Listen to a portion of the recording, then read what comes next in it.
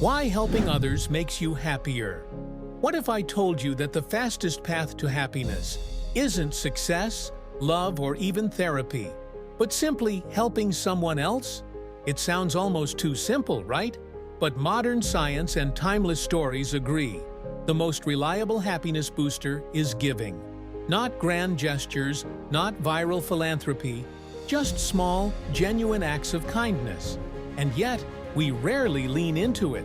A groundbreaking 2008 study published in Science showed that people who spent money on others, even as little as $5, reported greater happiness than those who spent it on themselves. And this wasn't a one-off finding.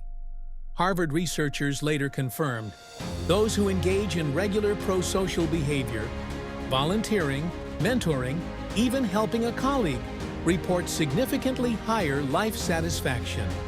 Why? Because giving activates the brain's reward system, the mesolimbic pathway. It releases dopamine and endorphins, the same chemicals triggered by food or physical pleasure. But here's the twist. This high lasts longer. Helping others gives us purpose, connection, and a sense that we matter. It anchors us in meaning. Let's make it real. Think about Chris Gardner from The Pursuit of Happiness. Broke, homeless, and desperate. Yet he takes time to help others, from the man at the shelter to his own child.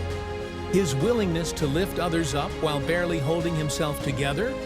That's what makes him truly heroic. His real happiness doesn't arrive with success. It begins the moment he chooses compassion. Then there's Paddington from Paddington 2. Not the usual psychology poster boy, but hear me out. Paddington lands in a harsh, skeptical London. But through consistent kindness, returning wallets, giving compliments, even cheering up a grumpy neighbor, he changes people. And slowly, that love comes full circle. It's not magic, it's social neuroscience in action. Or take George Bailey from It's a Wonderful Life.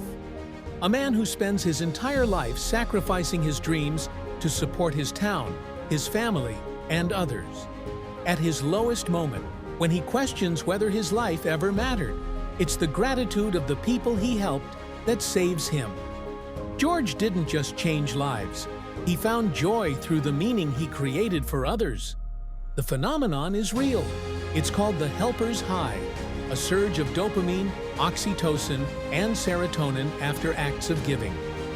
The benefits: lower cortisol levels, reduced anxiety, longer lifespan, and a deeper sense of fulfillment.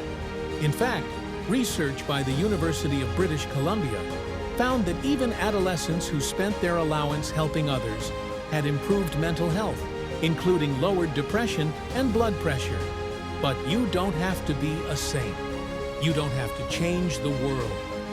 Holding the elevator, texting a friend, mentoring a colleague. These small choices compound into a happier, more meaningful life.